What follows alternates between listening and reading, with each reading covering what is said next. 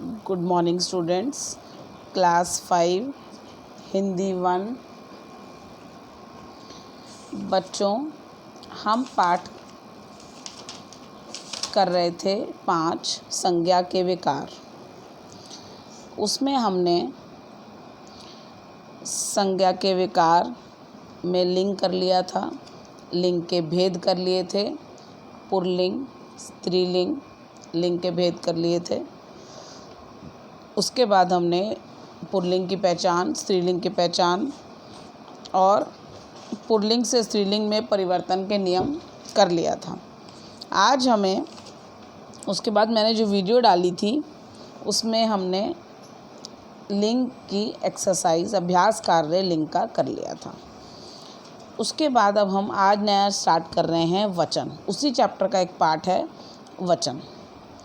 अब सबसे पहले वचन क्या है? लिंग, वचन और कारक जो हैं संज्ञा शब्द के रूप में बदलाव कर देते विकारक हैं। मतलब लिंग, वचन और कारक तीनों जो हैं वो संज्ञा शब्द के रूप में बदलाव कर देते हैं। ठीक है, कैसे बदलाव कर देते हैं? वचन का सही ज्ञान न होने से भाषा में अशुद्धता आ जाती है।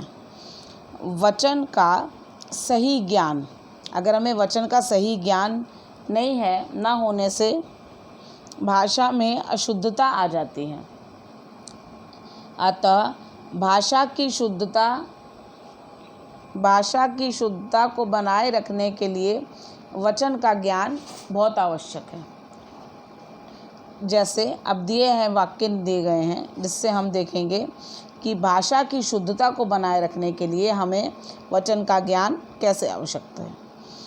सबसे पहला चित्र देखिए, उसमें क्या है? एक पूरा परिवार बैठा है, ठीक है, और ये बच्चे बैठे हैं, 5 बच्चे बैठे हैं और पढ़ रहे हैं। 5 बच्चा पढ़ रहा है, 5 बच्चा पढ़ रहा है। 5 जब लगा है तो 5 बच्चा हो सकता है? आप खुद सोचो। 5 जब है तो वो बच्चा नहीं हो सकता, वो बच्चे हैं। तो शुद्ध वाक्य क्या होगा? 5 बच्चे पढ़ रहे हैं। तो अशुद्ध था 5 बच्चा पढ़ रहा है, मगर शुद्ध वाक्य हुआ 5 बच्चे पढ़ रहे हैं। अब दूसरा देखिए, एक टोकरी में केले रखे हैं, तो टोकरी में 1 दर्जन केला है। अब 1 दर्जन का मतलब क्या होता है? 12। दर्जन का मतलब 12। तो टोकरी में 1 दर्जन केला, केला तो 1 है, तो 1 दर्जन जब 12 है तो केला नहीं आ सकता, इसलिए होगा टोकरी में 1 दर्जन केले हैं। ठीक है, तो शुद्ध वाक्य क्या हुआ? टोकरी में 1 दर्जन केले हैं।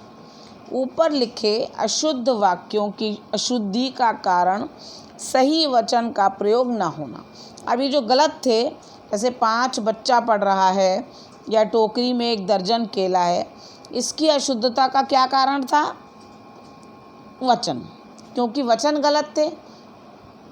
तो अब हमें वचन के नियम को जानने कि वचन के नियम क्या हैं। शब्दों के जिस रूप से उसके एक या अनेक होने का ज्ञात हो उसे वचन कहते हैं। जैसे किताब, किताबें, पंखा, पंखे। क्या मतलब है वचन का? शब्द के जिस रूप से हमें यह पता चले कि वो एक है या एक से ज़्यादा है, एक है या अनेक है, उसे हम वचन कहते हैं। और वचन के 2 भेद होते हैं, एक वचन और बहुवचन। एक वचन और बहुवचन। अब देखो, एक वचन, पेज निकालेंगे 39। एक वचन और बहुवचन। अब पहले हम एक वचन को पढ़ेंगे। एक वचन, शब्द के जिस रूप से, एक वचन शब्द से ही पता चल रहा है ना कि वो एक होगा। शब्द के जिस रूप से उसकी एक संख्या होने का बोध हो उसे एक वचन कहते हैं। क्या है? शब्द के जिस रूप से उसकी एक संख्या होने का बोध हो उसे हम एक वचन कहते हैं। जैसे लड़का, लड़की। चूहा, घोड़ा, पुस्तक आदि। अब देखो लड़का, लड़का कितना लड़का है? एक लड़का है तो एक वचन। लड़की, एक लड़की है, एक वचन। चूहा भी एक है, घोड़ा भी एक है, पुस्तक भी एक है। तो ये सब शब्द क्या हो गए? एक वचन। ऐसे ही दूसरा देखते हैं बहुवचन। शब्द के जिस रूप से उसके एक से अधिक होने का बोध हो। शब्द के जिस रूप से उसके एक से अधिक होने का बोध हो उसे बहुवचन कहते हैं। जैसे लड़के, अब लड़का था ना, उसका लड़के हो गया। बहुत सारे हैं तो क्या हो जाएगा? लड़के। अब वहाँ था लड़की, एक वचन में क्या था? लड़की। अब यहाँ क्या हो जाएगा बहुवचन में? लड़कियाँ। क्या हो जाएगा? लड़कियाँ। अब चूहा था और बहुत सारे चूहे हो गए तो चूहे। घोड़ा, बहुत सारे हैं तो घोड़े। पुस्तक अनेक हैं, बहुत सारी हैं तो पुस्तकें। तो अभी क्या हो गए? बहुवचन।